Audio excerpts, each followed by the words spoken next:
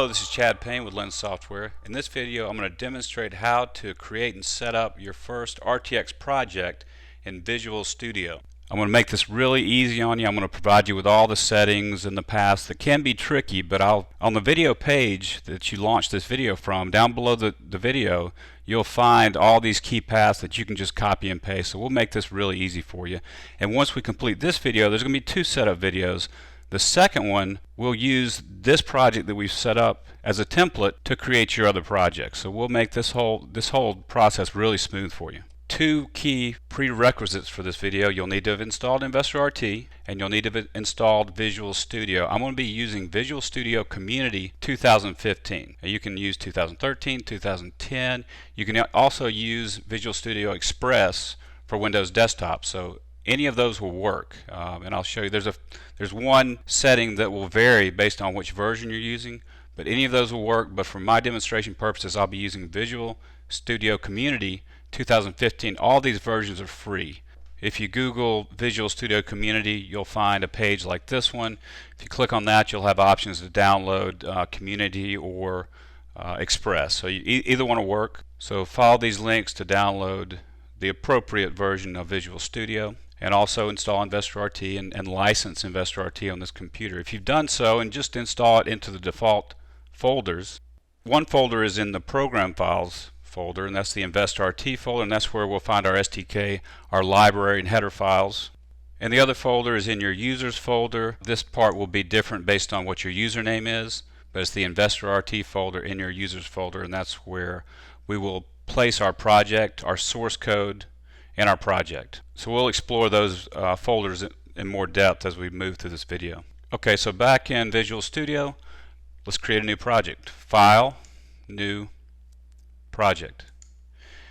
And I'm going to choose from the templates Visual, C++, and Win32, and then I'm going to choose the Win32 project. First time I went through this process, it had to install some additional components at this level.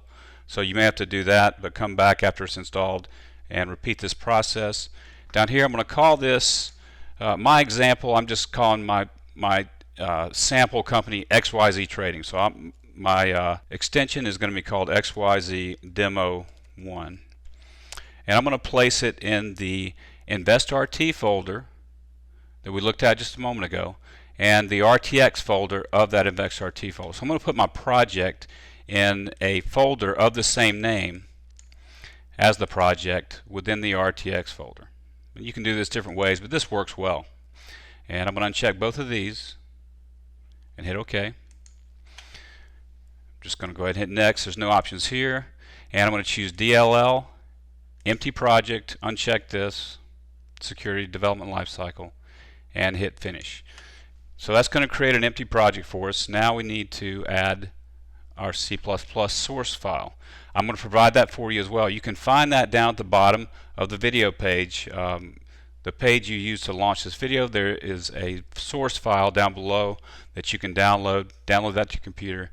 So take that file and go paste it into the XYZ Demo 1 folder. We just created that folder actually within the RTX folder of the InvestorRT folder in your user folder. So here's the full path, but go paste that file into that folder. Now back to our project, we're going to right click on XYZ Demo 1 and choose Add Existing Item. Now I'm going to browse to that XYZ Demo 1 folder and add my XYZ Demo 1.cpp source file. And I'm going to repeat the process of adding an existing item, and we have to add the header file.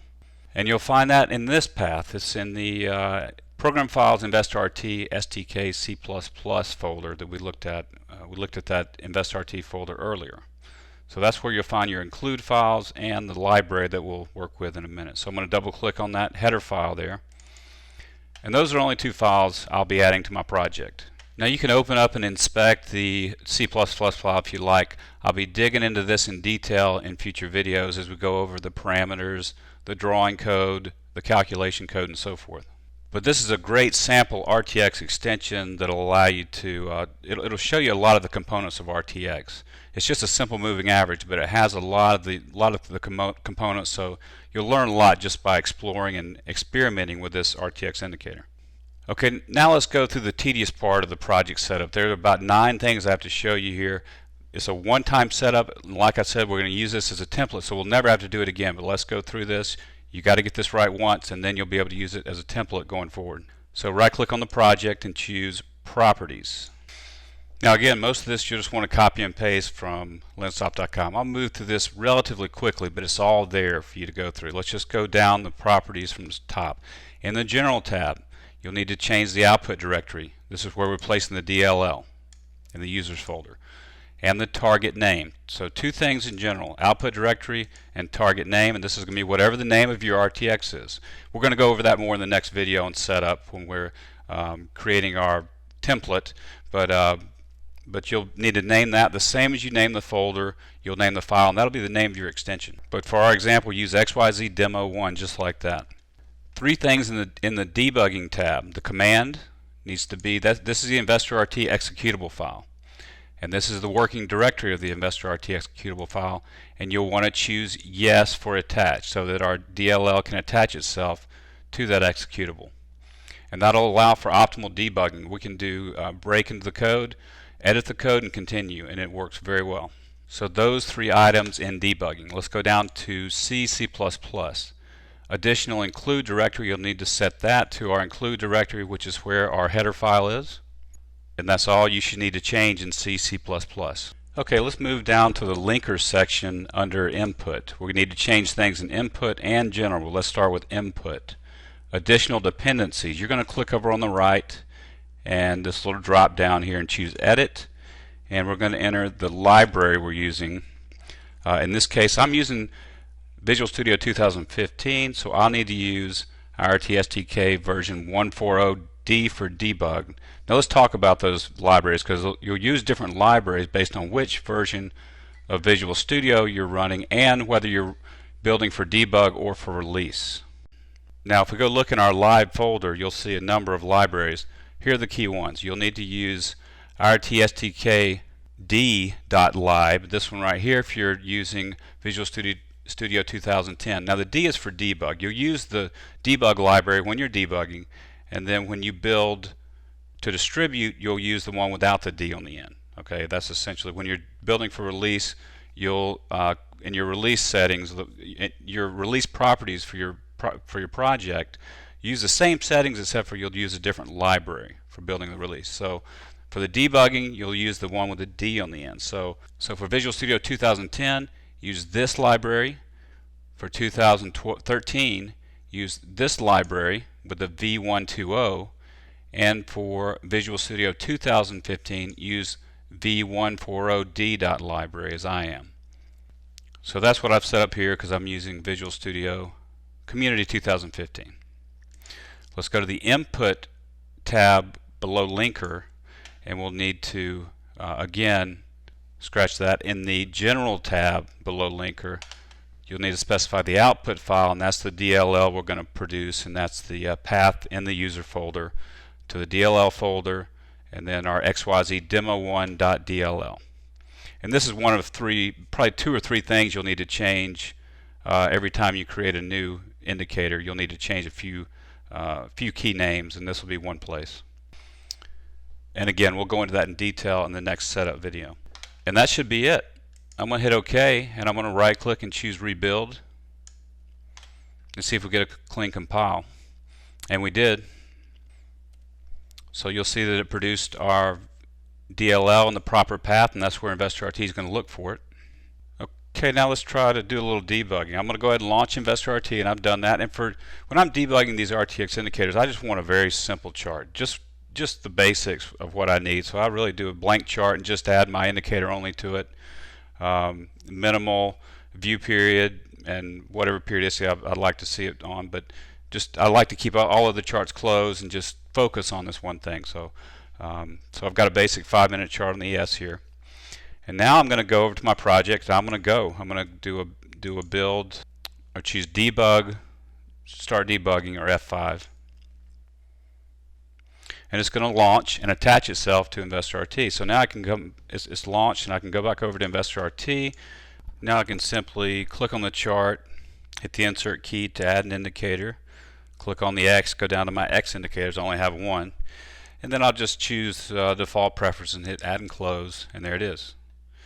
And I've got some functionality like being able to select it and change the period of the moving average just with the mouse scroll wheel, or you can hold down the shift key and change the size of the dots. So we have options within the preferences of the period of the moving average, whether you draw the lines or the dots, and the width of the circle. So very simple stuff, but as we go through some more examples of how to add and adjust parameters, how the calculation function works and draw functions, we'll be able to build on this. It's a good foundation to work with.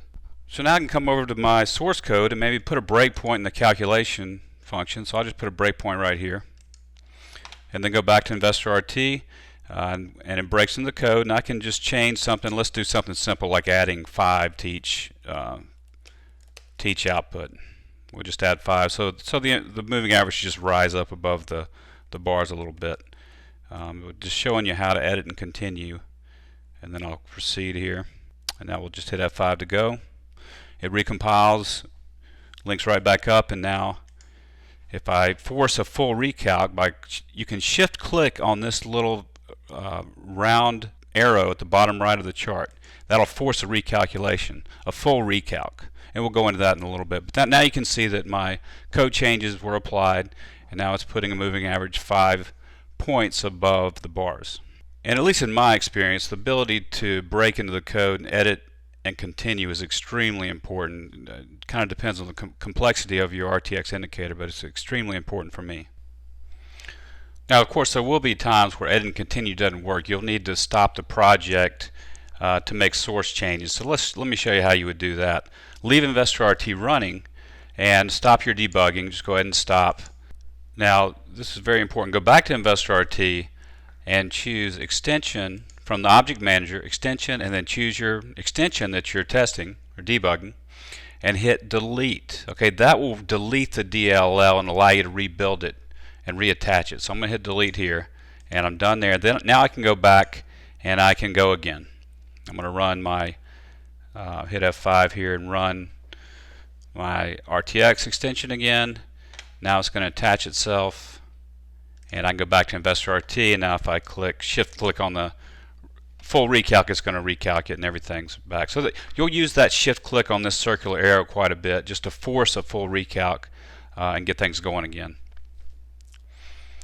So again, you don't have to quit InvestorRT, just quit debugging, but then you'll need to choose your RTX indicator from this list in the object manager and delete it, and that'll delete the DLL and let you rebuild it and reattach it. So I hope that video was helpful. Next, you'll want to watch the next setup video where we use what we've learned here as a template to build our individual projects. What I'm going to do, I'm going to include the XYZ Demo 1 source file below this video, but on the next video I'm actually going to trim that back to the bare bones for a good source file that you can build on without having to pull a lot of the stuff I've done in this video out. Okay, so you'll find that on lensoft.com. Just search. You can find all these videos if you search for RTX on the lensoft.com site. And if you have any questions about this video, please email support@lensoft.com. Thank you.